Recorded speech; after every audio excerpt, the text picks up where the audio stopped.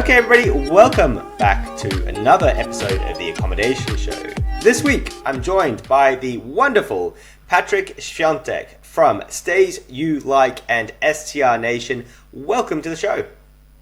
Hey, Bart. Thanks for having me, man. Another episode I've been looking forward to for quite a while. I've been following your journey online. And what strikes me about you is you kind of, from my perspective, came out of nowhere. Started working in the short-term rental space. And really making an impact as an influencer, so helping other people out. But also being someone that's a doer. And you're out there, you're building your business, and you're showing people your journey as you go. And it's been fascinating to watch. Yeah, thank you. I try to practice what I preach. I'm not some person that is teaching about Airbnb on TikTok with no proof of concept. I do everything I say I do, and I buy rentals, I manage other people's rentals, and that's just the way it is. So yeah, and that's a fascinating part of the story, is that I know, and if you're willing to share, I know that you are quite a youthful entrepreneur. You started your journey quite young, and I mean, even at the intro here, you've said, well, I've bought properties and that sort of thing. And being as young as you are, to buy a property, for most people, that's just completely unattainable.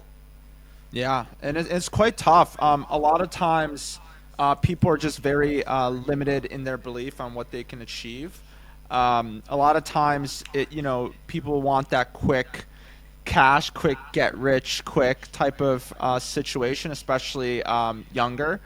And people think, wow, well, like, you came out of nowhere, kind of like Bart, which is a valid point. No, I did come out of nowhere. And it really shows that you are, like, I start realizing, like, wow, like, you do work underground for so long, and then all of a sudden people are like, wow, you came out of nowhere. And it's like, dude, I've been doing this for 10 years, man. Like, that's crazy.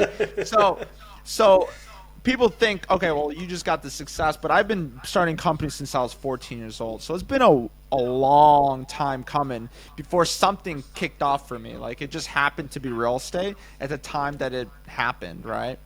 So. Yeah, wow. And so am I allowed to tell everybody how old you are? No, I'm just kidding. Of course. Absolutely. So Patryk's the ripe age of 26.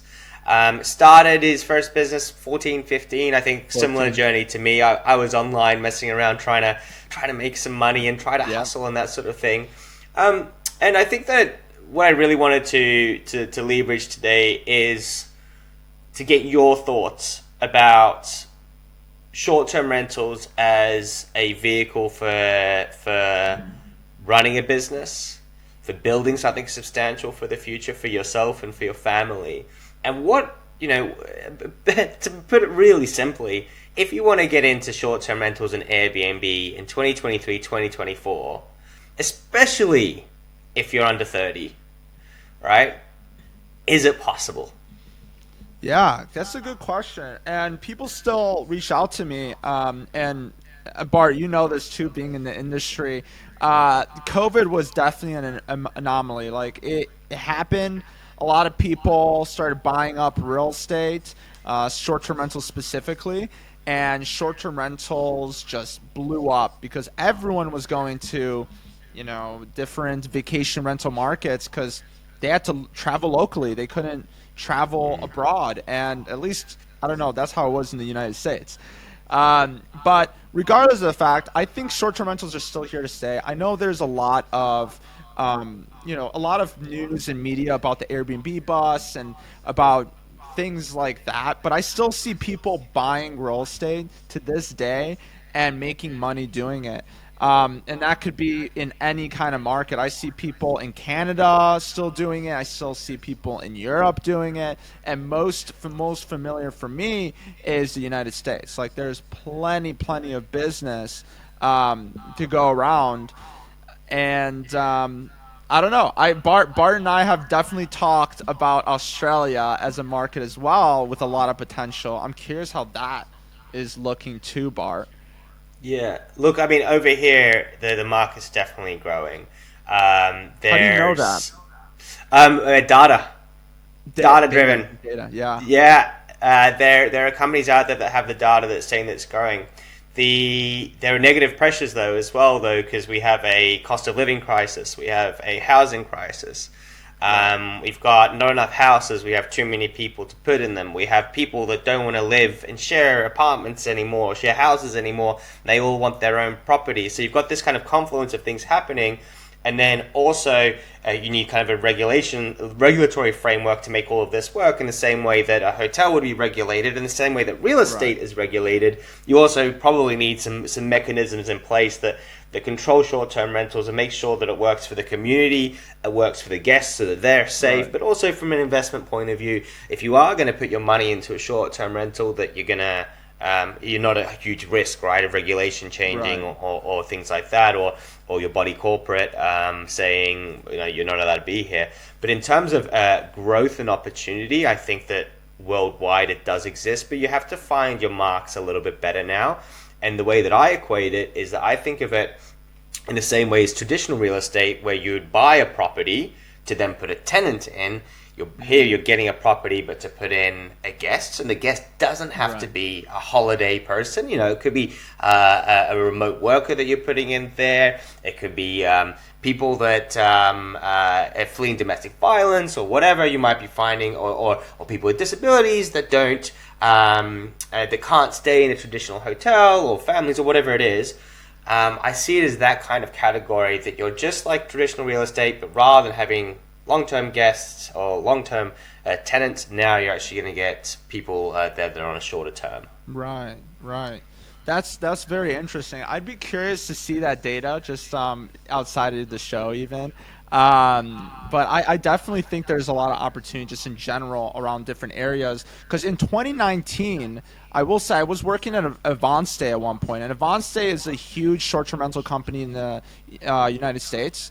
I helped them scale from 200 to 1,000 plus units, and working as a product manager was I learned a lot. One of the Sure. biggest things I learned, it was short-term rentals weren't that big in like 2018, 2019. They were just on a come up. And I remember exactly going to a meeting and hearing our CEO say, you know what? Europe has had short-term rentals for a long, long time. United States is just on the cusp of it. Like, we're getting a lot more interest in this field where, we weren't as much into it, but we are starting to see the growth. And it's kind of interesting you're saying the same thing about Australia now comparatively to the US, how US already has the short-term rental, boom and all that. And now Australia is kind of getting that traction going. So Oh, maybe Australia's the no, next no. place. So Australia's had the boom already. We Oh, you followed guys exactly the have. same journey, the same path Got it. as the US. I think it would be almost identical in terms of the Got it. cycle through COVID and everything like that, and then all the regional towns sort of boomed. But what I'm saying is that there's still, especially through COVID, there was a lot of short-term rentals that got lost, and now it's all kind of recovering. But also, it's actually interesting because as of today, in this episode we're recording in mid to late 2023, levels still haven't recovered to where we were in 2019 before COVID, Wow. which is interesting depending on the area. But Right. let's rewind a little bit. Let's rewind a little bit because I Yeah. really want to talk about today. One is sort of ideas of, if you want to get in and that you're not in, some of the ways that you may get into the industry. Yeah.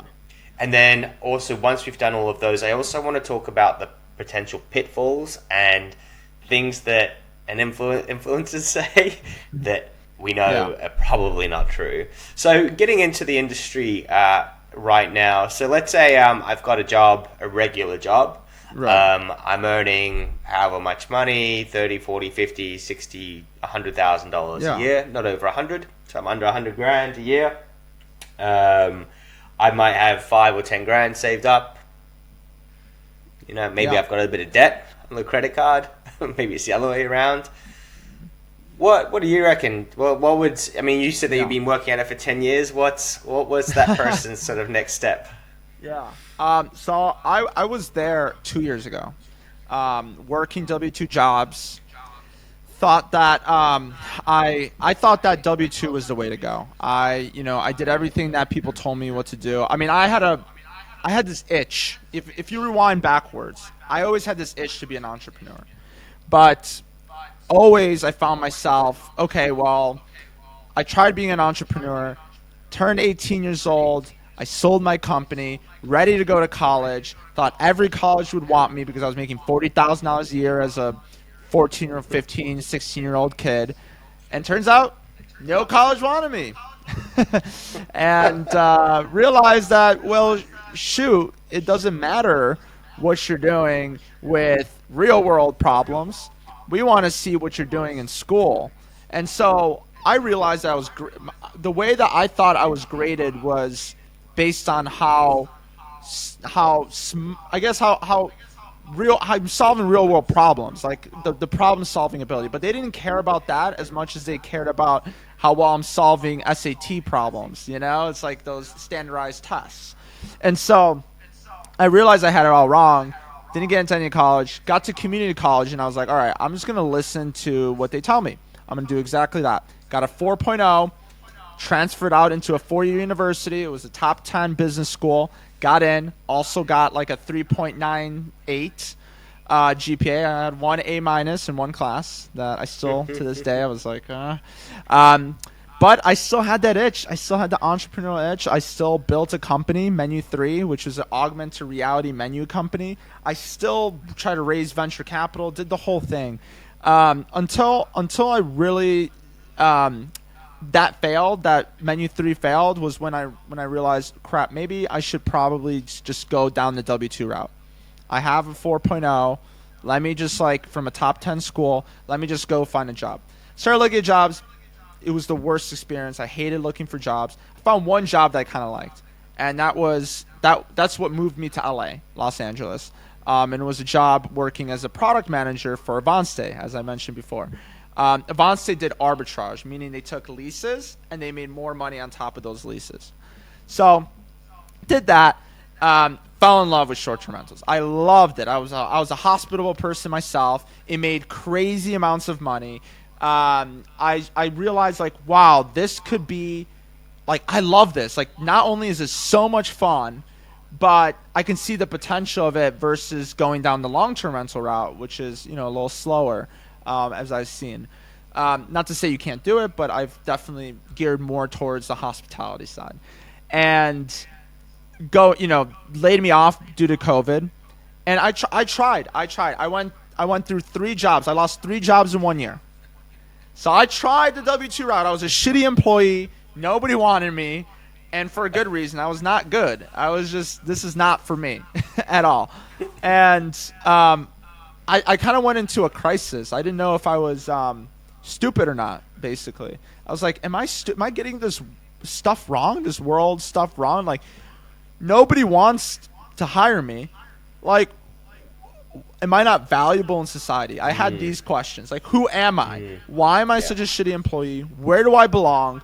I was in this dark mess where I was losing so much money just living out here in LA. Los Angeles is expensive.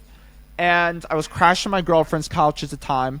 And I thought I was going to have to go back to my parents to live back with my parents. I was about 2 weeks out maybe. And I remember getting on the phone with my mom being like, yeah, I think I might have to come back home. And I broke down crying. Wow. Yeah. Broke down crying. Even though was that because you just didn't know what to do next? It was just everything, man. It was just such a confusing, dark time. I thought I was invaluable. I didn't know where to go. I was lost. I didn't have a purpose in life. I always say, it just sounds better. A man without a purpose is a dead man. And so, I felt dead inside. I didn't have something to really, strive for. And that could be a very lonely place. So, sure. I think, and I was also confused. I also didn't know my worth. All that kind of stuff. Finding yourself. 24. quarter life crisis. Let's go. Uh, but so I had this breakdown, right? And it was a really low point in my life. But I think the thing that happened after that was the most magical thing, which is just like, anything that goes down must come up at some point. And so I started seeing I thought it was the other way around. what comes up must come down. I think, yeah, I think it's that Well, way. in this case, whatever comes down also has to go up. No, I'm kidding. But yeah, you're right. That's definitely wrong. But in this case, it worked out and it happened. So I got up and dusted myself up, and I realized that I'm somebody. Yeah, it truly changed me, because I realized I'm not a W-2 employee. That needs to pursue my entrepreneurial side, and I have to tap into that. And so I got myself a W-2 job like last minute, like figured it out, just got something, and decided to like just coast, right? And started getting into short-term rentals. So got into short-term rentals, got my first short-term rental with every penny I had. I just got a short-term rental. And the Smoky Mountains of Tennessee. It was 2,000 miles away from where I lived. And I bought this cabin. It was a studio cabin. You got to start somewhere. And that cabin made me, $60,000 gross or $20,000 net a year. So it was a pretty good way to get started. Wow. Okay, I'm going to start to break it down from that, because this is going to be super valuable for people, Yeah. if I may. Love to just talk about that and just really focus on that. Smoky Mountain, so we'll talk about location in just a second. Are you happy to disclose how much you paid for the property? No, I paid $306,000 for the property. I put 10% down, so that's $30,600. Yeah, I used a vacation home loan, which is available in the United States at least, and I was able to get in the property at like $40,000, $42,000 all in. Did nothing different to the property other than the fact that I made the pricing better and I made the marketing better. Just doing those two things changed the property from making $33,000 gross to making $60,000 gross revenue. So this property was already rented as a It short-term rental before you got Exactly. involved. And let's talk about that process. So for 40 grand is where you needed, with the cash that you needed to get involved. And I could imagine that if somebody's listening, you could probably do it even finer at a 5% down. So you could probably get away with 20 grand if you're going down this particular model. So it's not that you can start with nothing. You do need a bit to get started. But you could start with nothing. But and then, I realized that after the fact, right? Let's come back to that one in a sec. So,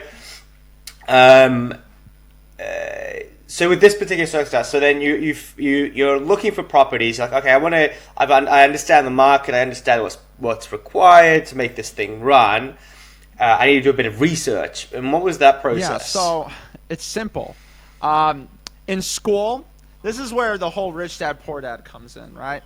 In school, they tell you, hey, don't cheat, do your own work, figure out how. In real life, that's not how it works. You pretty much steal. You steal like other people, how other people do it.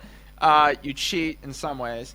And then you also collaborate with other people, right? So what do I really mean by that? I don't mean like you go and steal people's, clothes or stuff, but like stuff, but I'm talking about cheat in the sense that like if somebody has already done it and it's a proven model, steal the model. Do the same thing. And that's exactly what I did. I saw other people investing in the Smoky Mountains. I'm going to invest in the Smoky Mountains. People have done it already. And then instead of saying, how can I do this? I want to find that person in my class that's already done it and who they worked with, and use that person. So I did that. I went to the Smoky Mountains. I used a short-term shop, which is a real estate group, and got myself a short-term rental with a short-term rental agent.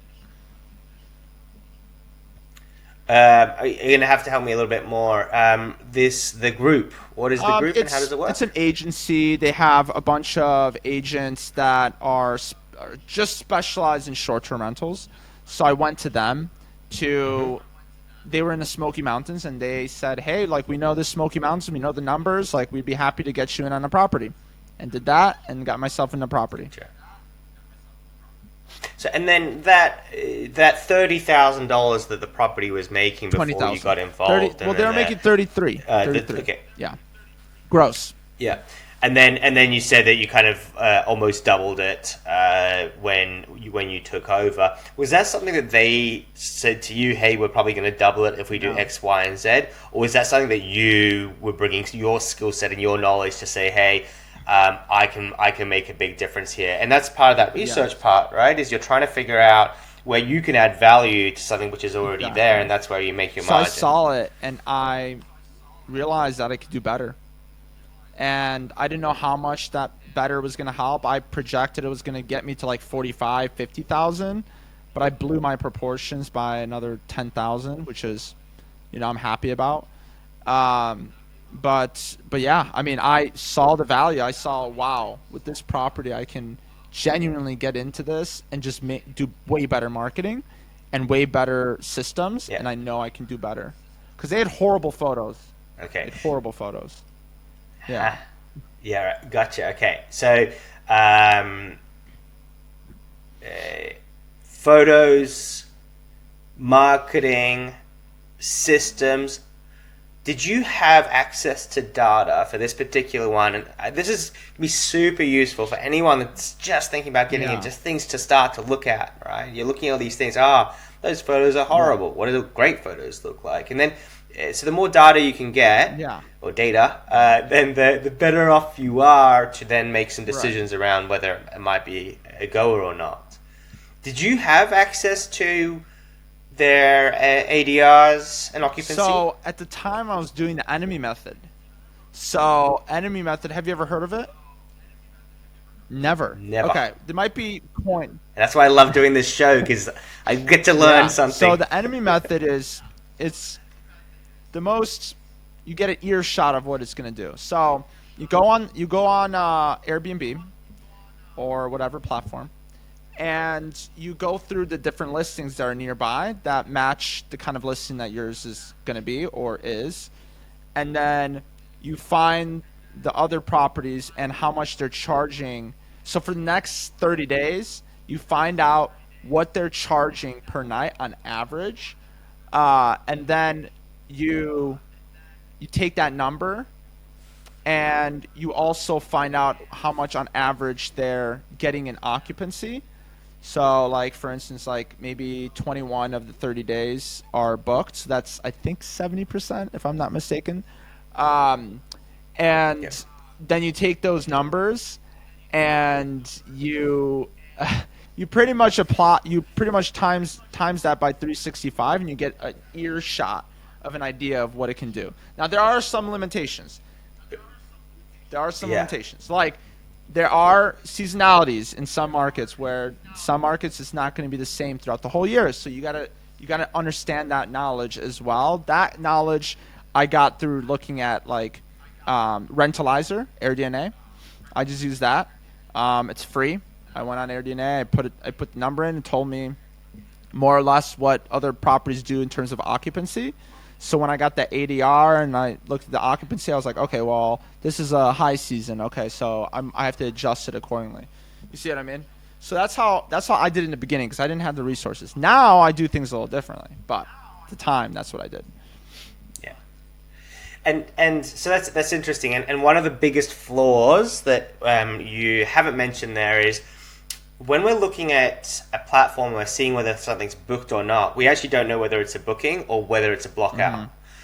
So we don't know whether someone's actually staying there and how much they paid previously, right? Maybe someone discounted it by half, and that's the reason why it got booked out. Or maybe someone's blocked it because that's their annual summer holiday. So you can't get accurate data from looking at it in that way. So to get a good ADR, I think you would really struggle, as you know now, right? But also, like, I wouldn't use that same data. thing happens with AirBNB too. AirBNB doesn't know whether that property got booked at that specific number or not.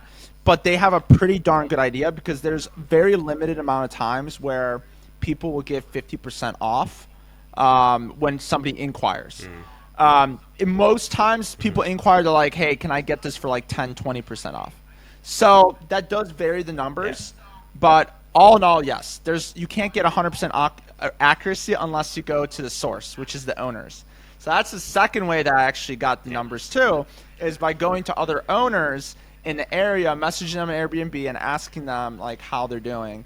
Plus, I also looked at just a lot of the times to get all the line items for, this is a fun one, to get all property manager, and I asked all the line items of expenses, like how do I know what expense is what in that market. I went to a hey, I'm looking to potentially manage this with you, Vacasa. Do you want to maybe tell me a little bit of like what common electricity rates go around here, just so I can get a better idea for this property I'm thinking about buying. And then they'll give you all the data if they have it, and so you can use that data to back your decision. So, and that's a super interesting one, right? Because you're effectively using somebody else's time to help you do the research. I hate to say it, but I do this. People come to me all the time, like not all the time, but every so often I'll get somebody calling me like, hey, I'm thinking about managing with you. It's like, how much do you think this is going to make? And I just know damn well they're using me for information.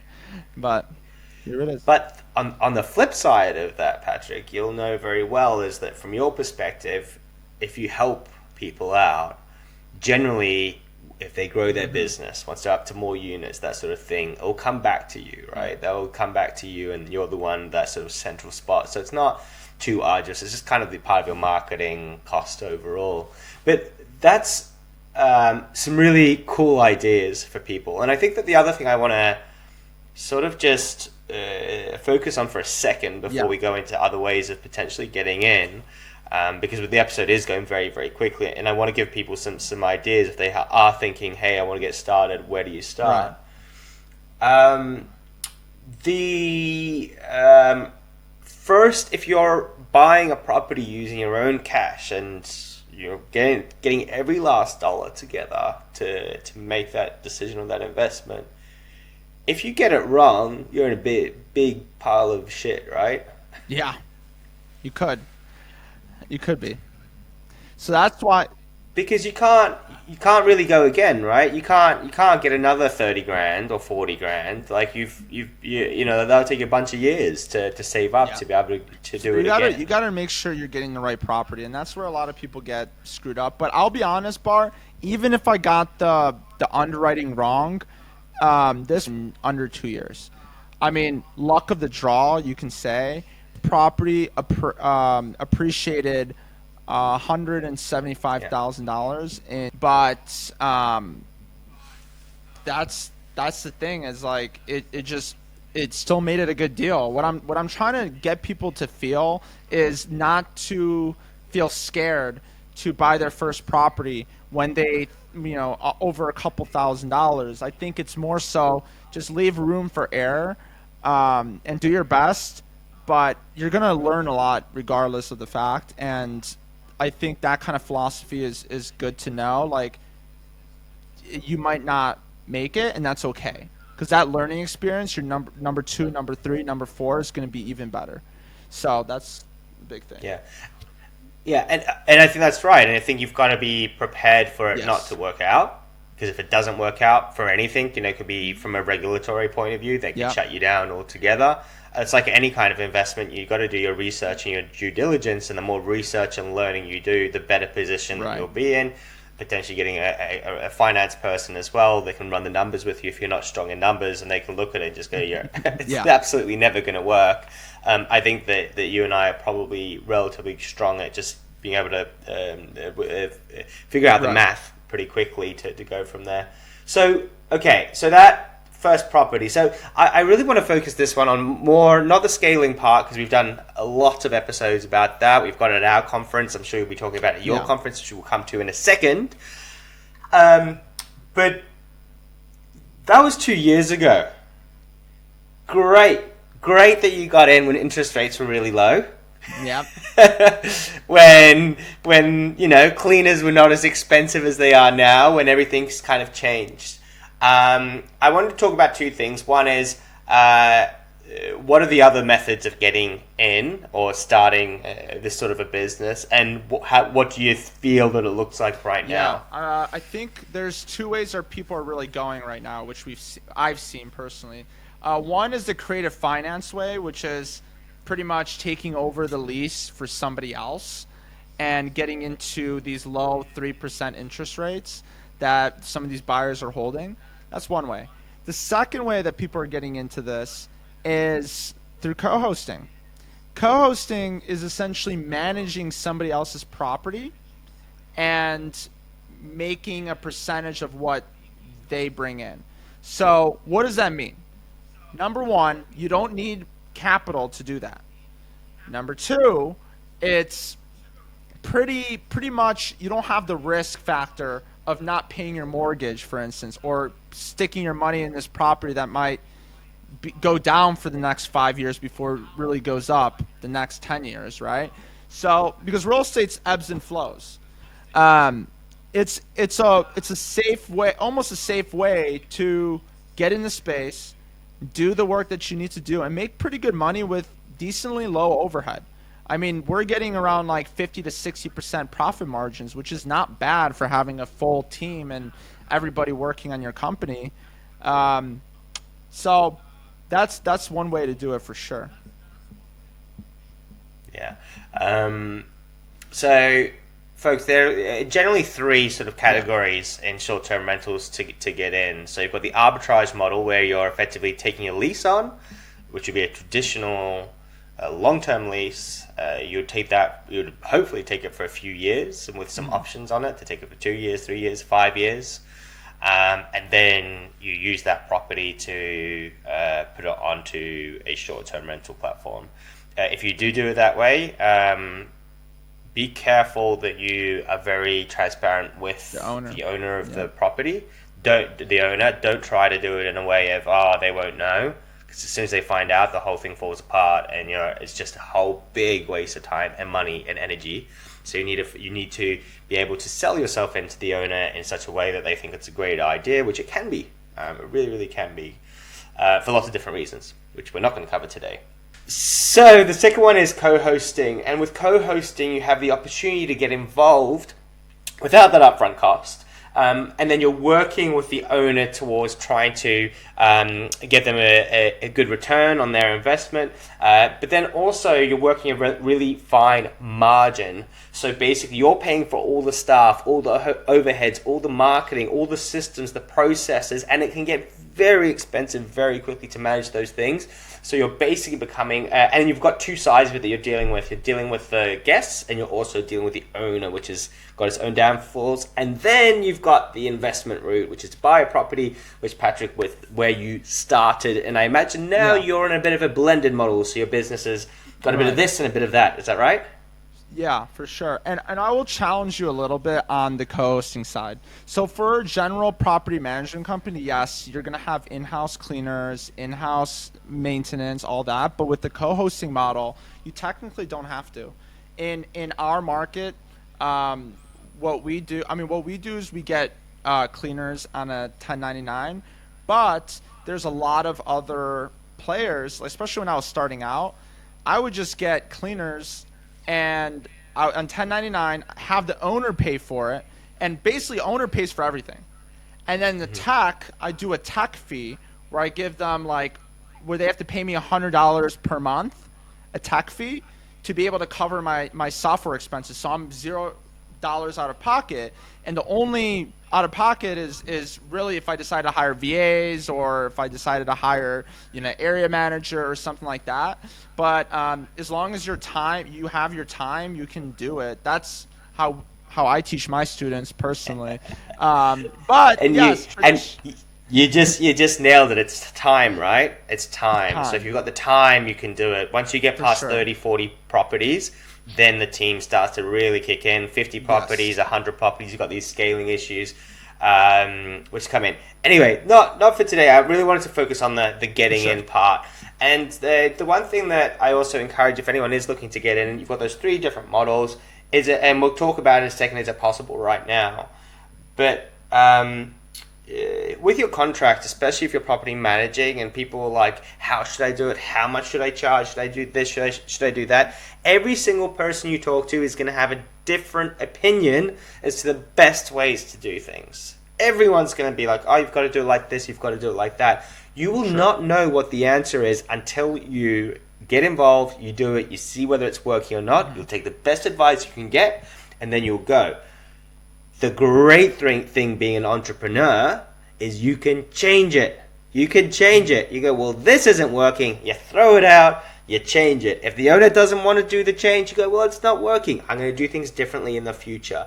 So that's the one beautiful thing, especially if you don't have to put a lot of cash up front, is you can change things, be it software, marketing strategy, logos, staffing, team, owners, properties. You can contracts, as long as they're not, depending on how you've structured your contract, but you can always do changes as you go.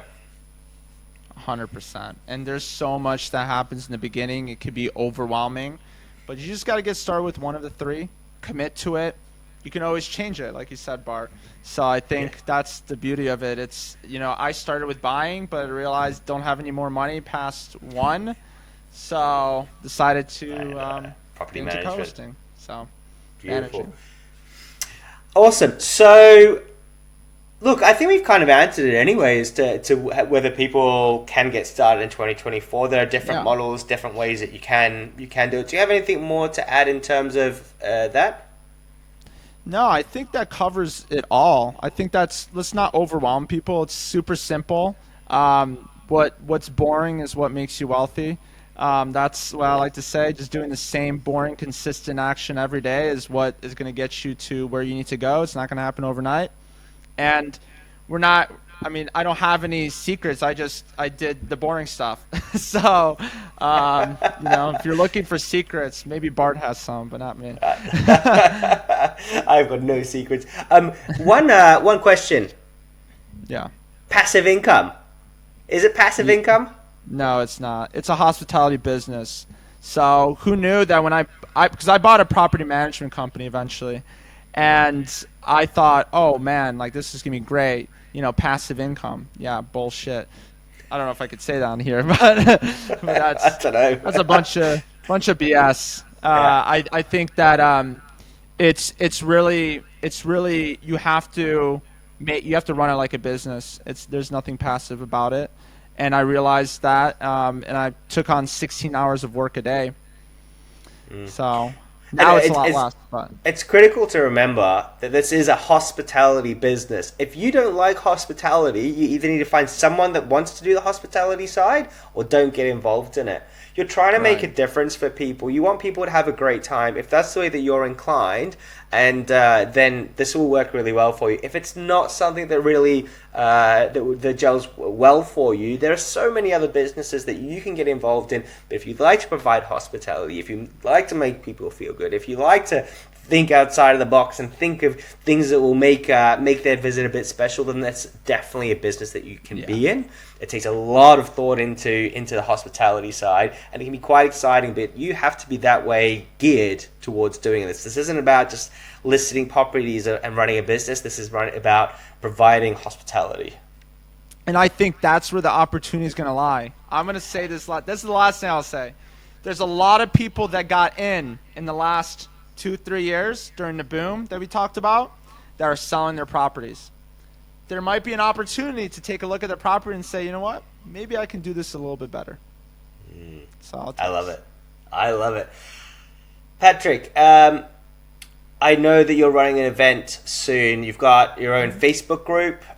You've got a Facebook group just like us. You've got an event coming up. Can you tell us about that and what kind of people would be coming, what they should expect? Yeah, so I do have an event. It's not in Australia, unfortunately, but for the people that are in the United States and they're listening, it's in San Diego. It's STR Nation event conference. It's September 24th to 26th. I'd love to see you there if you have the chance. But if not, then just join our Facebook group. It's a great group. We talk about short-term rentals, and we have a strong West Coast of United States type of presence. But we have people from all over the world, so feel free to join. I'd love to have you. Yeah, and so look, 60% of our audience of the Accommodation Show are in the US anyway, so it'll be, You might not know that I'm in Australia physically, but most people are listening abroad. So just with the conference, what should people expect? Why should they come? I believe that you're going to learn a lot, because there's a bunch of really good speakers that are going to be there, like Bill Faith, Natalie Palmer, Avery Carl. And it's going to be a really good time because we're going to put a lot of time into networking. We're a lot of time and energy. And if all of that doesn't convince you yet to come, there's going to be an open bar for 4 hours where you can network with other people that are in the space. And who doesn't want a good time and a drink? Yeah, exactly. Look, some of the people that you mentioned and you named, I know that they've been in the industry quite a while. That opportunity to network and to meet people on that level can be incredibly beneficial, particularly when you have questions that need answers to, and you need to figure out those answers. Then you can talk to people, and they will give you their advice and time for free, which is wild. So you spend a small investment to then get the building blocks to then help you grow your business. And that's what we're doing with our conference over here as well, which I'll talk to you about in the future. But Patryk, thank you so much for coming on the show, Bart, sharing your journey, for being so enthusiastic as well about the industry, about the success. I love your entrepreneurial spirit, and I hope that we do continue connecting, and I'm looking forward to seeing what you get up to next. Awesome, man. Thanks for having me, Bart. Appreciate you. Take care. Have a good day, mate. Yeah. Oh, mate. Oh, I haven't heard that one. G'day, mate. G'day, mate. Yeah, mate.